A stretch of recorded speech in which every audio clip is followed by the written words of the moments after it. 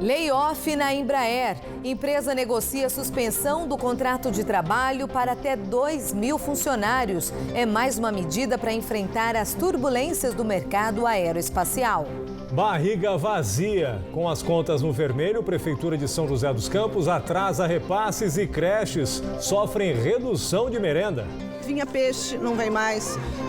Isca de fígado, não vem mais. Carne, diminuiu bastante. Na área da saúde, pacientes não conseguem marcar sessões de fisioterapia. Não me deu nenhum prazo de resposta de quando vai liberar a fisioterapia para minha mãe.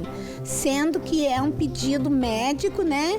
E que a minha mãe está sofrendo com isso. 5 meses depois, famílias das vítimas do acidente na rodovia Mogi-Bertioga ainda tentam indenização. Eu achei um valor muito injusto que eles quiseram oferecer para nós, né? Assim, não chega nem perto do que a gente gastou lá em Santos. Incêndio atinge galpão de produtos químicos em fábrica de Taubaté.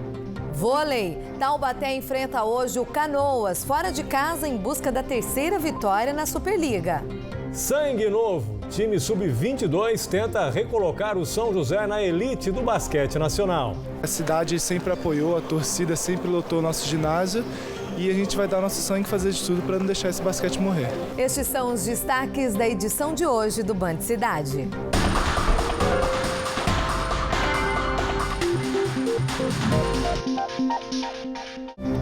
Olá, muito boa noite. Boa noite.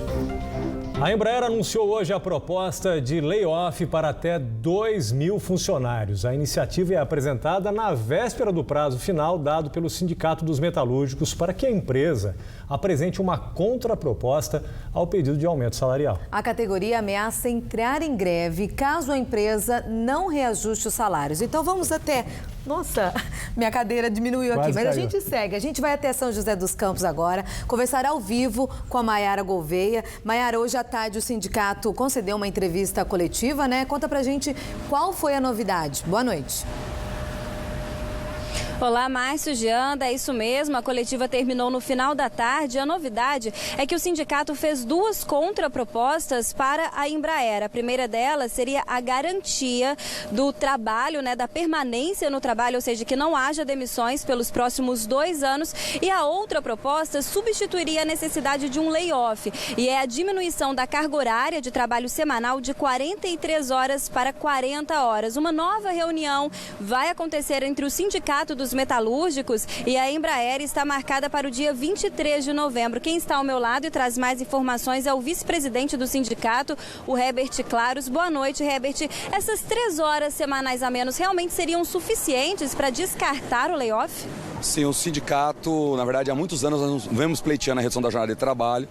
Nós somos os porta-vozes dos trabalhadores e tanto trabalhadores da engenharia, da produção, clamam pela redução da jornada há muito tempo. E os nossos cálculos, os cálculos do sindicato, junto com o nosso departamento socioeconômico do DIEESE, diz que com a redução da jornada de trabalho de 43 para 40 horas semanais, para 13.000 trabalhadores, que são os trabalhadores das 3 fábricas de São José, seria possível sim garantir o emprego de todo mundo.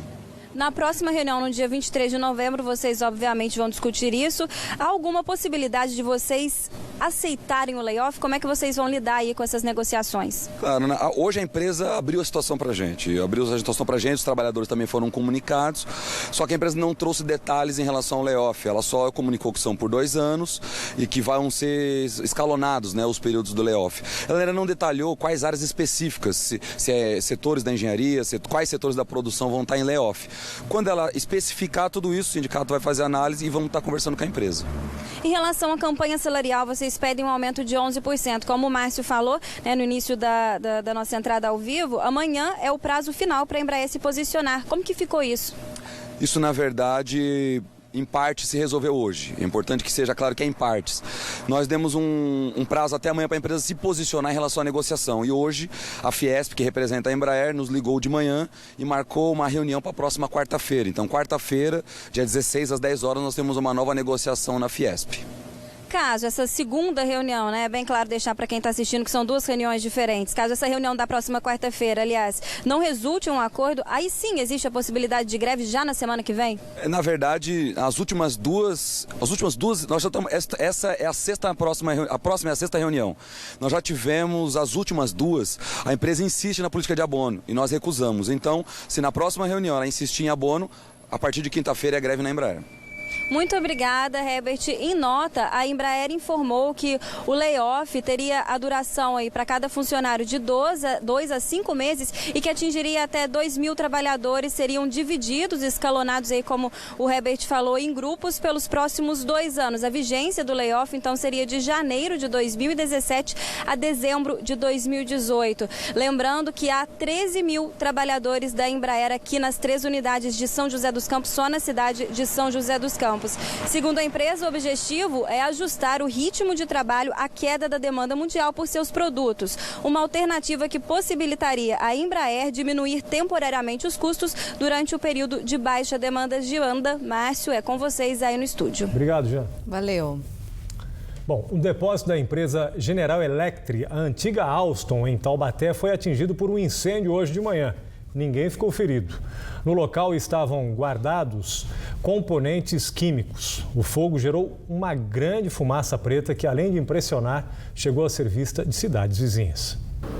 O Corpo de Bombeiros deixou a área isolada por medida de segurança. O depósito de 400 metros quadrados da GE em Taubaté teve o telhado destruído. As paredes também foram danificadas. No prédio, separado do restante da empresa, estavam guardados 6.000 litros de materiais inflamáveis, como tinta e álcool, uma combinação perigosa. Os bombeiros levaram 2 horas para controlar as chamas. 16 homens trabalharam na operação. O fogo começou por volta das 9 da manhã. O galpão estava sem funcionários. Ninguém ficou ferido.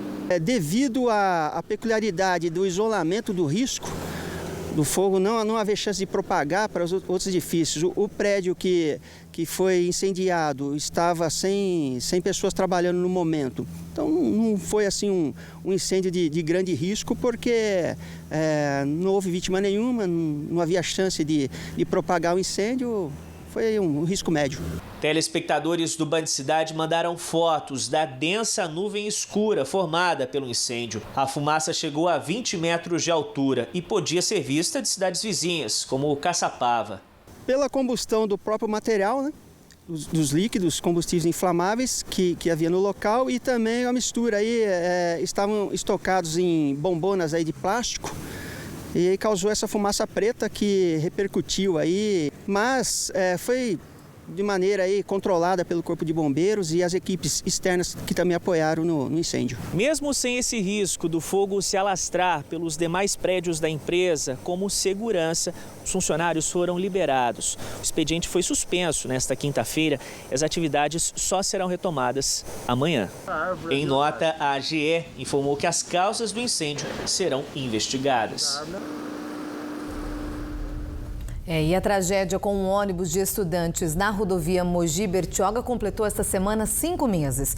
E não bastasse apenas a dor da perda, os familiares das vítimas ainda brigam na justiça por indenização. O valor oferecido pela empresa União do Litoral ainda é questionado pela maioria. Enquanto isso, os que sobreviveram tentam recomeçar os estudos e realizar o sonho de concluir a faculdade. 5 meses se passaram e a ferida ainda não cicatrizou. Na igreja de Boiçucanga, familiares lembraram a memória das vítimas do acidente na rodovia Mogi-Bertioga. O acidente aconteceu na noite do dia 8 de junho. Um comboio de 4 ônibus de estudantes fretados pela Prefeitura de São Sebastião seguia em direção ao litoral. No quilômetro 84, um deles tombou na pista e foi parar dentro desta vala. O motorista e 17 universitários morreram e outras 17 pessoas ficaram feridas. Após a comprovação da perícia de que houve desgaste nos freios, a empresa União do Litoral firmou com a Defensoria Pública um termo de ajustamento de conduta, que prevê o pagamento de indenizações aos familiares sobreviventes. O prazo para os parentes das vítimas manifestarem o interesse pela indenização encerra no dia 1º de dezembro. De acordo com a assessoria de imprensa da Defensoria Pública, até agora somente 4 famílias aderiram ao termo. Gilberto é pai da Gabriela. A estudante chegou a ficar em coma, mas sobreviveu. O namorado dela, Daniel, morreu no acidente. Ele deve decidir essa semana se vai aceitar a indenização, mas ainda não sabe o valor. Para evitar que a gente leve adiante, né, na justiça, para evitar a briga, que a gente também não quer, né, ficar mexendo muito no caso. Então, dependendo do valor, a gente vai aceitar, sim. A vida nossa, ela mudou, né, de água para o vinho. Não é mais como era antes e não tem nem como ser, né, porque tudo que aconteceu fica difícil. Mas a gente tem que levar a vida, né, do jeito que dá, né? Já os familiares do Felipe decidiram rejeitar os R$10 mil de indenização oferecidos pela empresa. A mãe alega que gastou bem mais no tratamento do filho. O estudante passou 32 dias internado em Santos, sendo 22 deles na UTI e quase ficou tetraplégico. Eu achei um valor muito injusto que eles quiseram oferecer para nós, né? Assim, não chega nem perto do que a gente gastou lá em Santos.